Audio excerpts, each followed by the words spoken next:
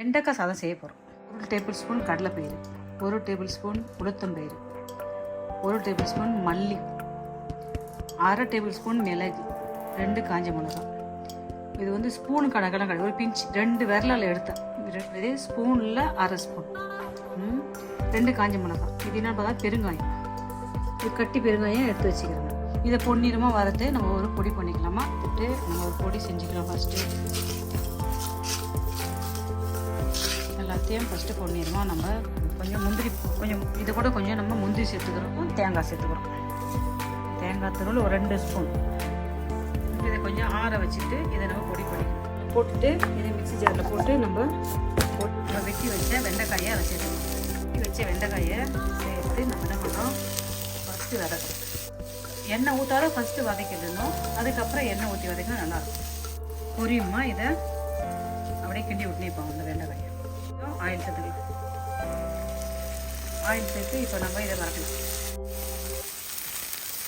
பாருங்கள், எண்ணெய் அழகாக ஃப்ரை பண்ணியாச்சு. நம்ம இதை மாற்றிட்டு வெண்டைக்காயை ஃப்ரை பண்ணி வச்சுட்டோம். சும்மா எண்ணெய் ஊற்றிக்கலாம். கடுகு போட்டாச்சு, கருவேப்பிலை கொஞ்சம் போட்டுக்கலாம்ல. பொடியை நறுக்கினா இஞ்சி சேர்க்குறோம், பொடியை நறுக்கி வச்சா பூண்டு சேர்க்குறோம், பச்சை மிளகா 2 கீரி சேர்க்குறோம். நம்ம பொடியை நறுக்கி வச்சா வெங்காயத்தை சேர்க்குறோம். இது கொஞ்சம் நம்ம முந்திரி பயிர் கொஞ்சம் சேர்க்கணும். இதுக்கு தேவையான திட்டமாக உப்பு சேர்த்துக்கலாம், மஞ்சத்தூள் சேர்த்துக்கலாம். கொஞ்சம் மஞ்சத்தூள் ஆட் பண்ணிக்கலாம். ஒரு ஸ்பூன் வறுத்து வச்சிருந்த வெண்டைக்காயை ஆட் பண்ணிக்கலாம். வறுத்து வச்சிருந்த வெண்டைக்காயை ஆட் பண்ணிவிட்டு இதை அப்படியே லைட்டாக பாருங்கள், என்ன அழகாக கலர்ஃபுல்லாக இருக்கா. பொடி பண்ணி வச்சிருந்தோம் பாருங்கள். இந்த பொடியில் வந்து நம்ம கொஞ்சம் சேர்க்கணும். இதில் ஒரு 2 டேபிள் ஸ்பூன் அளவுக்கு பொடி சேர்த்துக்கிறோம். பாருங்கள், இதை எனக்கு இது திட்டமான ஒரு பருப்பு. இந்த நேரத்தில் நம்ம என்ன பண்ணோம், உதிரியாக வடித்து வச்சுருந்த சாதத்தை சேர்த்துக்கிறோம். இப்போ நம்ம சாதத்தில் ஆட் பண்ணிக்கிறோம். பாருங்கள், என்ன கலர்ஃபுல்லாக அழகாக இருக்குது பாருங்கள்.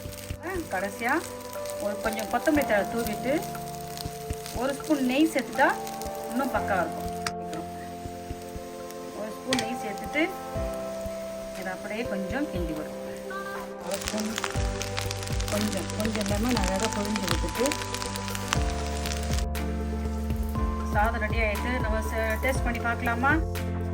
பாருங்கள், என்ன சூப்பராக வெண்டைக்காய் சாதம் ரெடி ஆகிடுச்சு. சாப்பிட்டு பார்க்குறீங்களா? சாப்பிட்டு பார்த்து சொல்லுங்கள். இது நீங்களும் வீட்டில் இது போல் ஒரு முறை செஞ்சு பார்த்துட்டு எங்களுக்கு ஒரு கமெண்ட் பாக்ஸ் சொல்லுங்கள்.